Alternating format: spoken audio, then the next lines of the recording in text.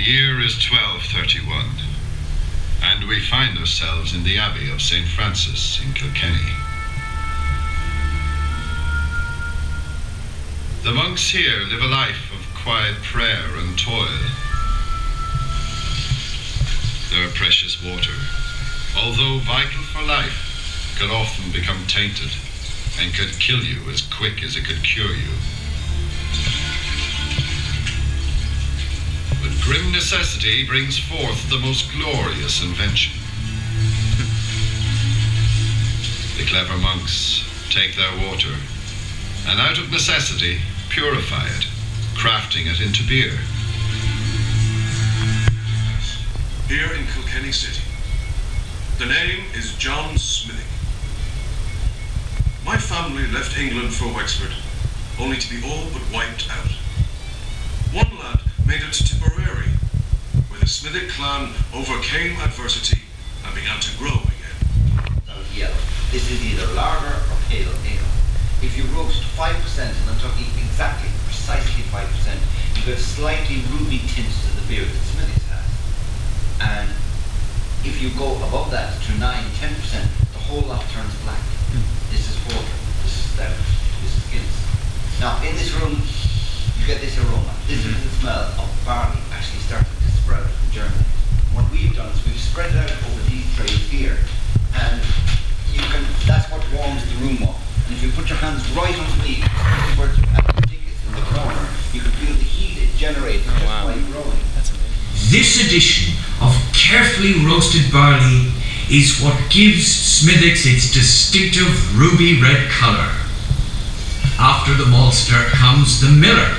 His job is to get the proportion of flour to husk just right to extract the best yield from the malt. Now, let's see it in action through the next door.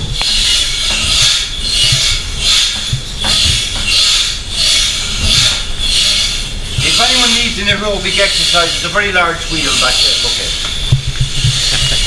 What its purpose is, it cracks open the grain, flattens out the husks, and grinds the central block of starch into a rough flour. This flour is it's quite coarse. The husk then get mixed through it, and it's basically a rough wholemeal flour, but it's referred to as grist. There's a very old expression in English. If you get something that suits you well, like the right questions come up in an examination, you could say, this is real grist for my milk. Well, this is the grist. That's the And it's coming up in what's called a mash vessel, 65 degrees. The enzymes break the starch down and you are left with sugar. Now, this is the modern full-size mash vessel. We make our own mash here every single day ourselves in a much smaller scale. This over here is our mash. It doesn't look like much. Hard to follow that line with anything really, isn't it? But when we stir it, we get this really, really rich aroma. Now, oh yeah. As my father says, this cup size. This is the smell of a brewery town. I say a brewery town because this smell sticks to hair, clothing, children, dogs, architecture, eventually gets into our brains and makes it half bad. But as you can see, it's a kind of a porridge. It's kind of, everything's all mixed in together. But when you separate them out in what they call a lauter tun, the husk goes to the top, the flour goes to the bottom, but between the two, you have a sweet, sticky liquid. This liquid is called sweet wort, and this is what we brew from. But the sugar that sweetens this is not the sugar that we buy in the supermarket. That is sucrose, which has no flavour. This is maltose, grain sugar, which actually has a flavour, and the flavour is of malt. It's the source.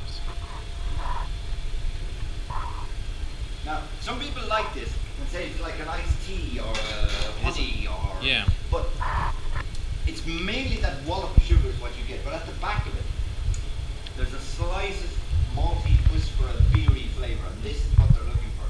Some people like it, some people think it's the vilest thing that's ever been made by the hand of man. Me included. But please, there's bins over here. Most beers taste like pretty much what you just had.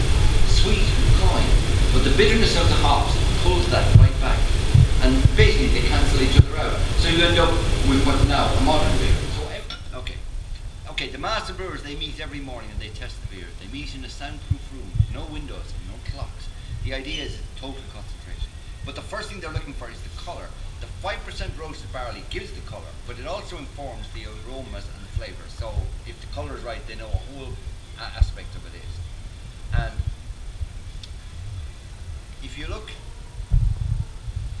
see, it's not a flat brown. There's a, I don't know, can you see from your side? I'm looking straight into a spotlight, so I can see it fairly clear. So it's not a flat brown. There's actually a little bit of that red in it. Reddish. It's also clear, which means our filter works, thank God. These two are yours. But Smithwicks has what they call a tight pipe foam head. And this acts like a cap. And it keeps the beer, the fizz inside the liquid and doesn't let it get to the air. So as long as the head lasts on a fizzy beer, it holds this and keeps it lively and interesting to taste.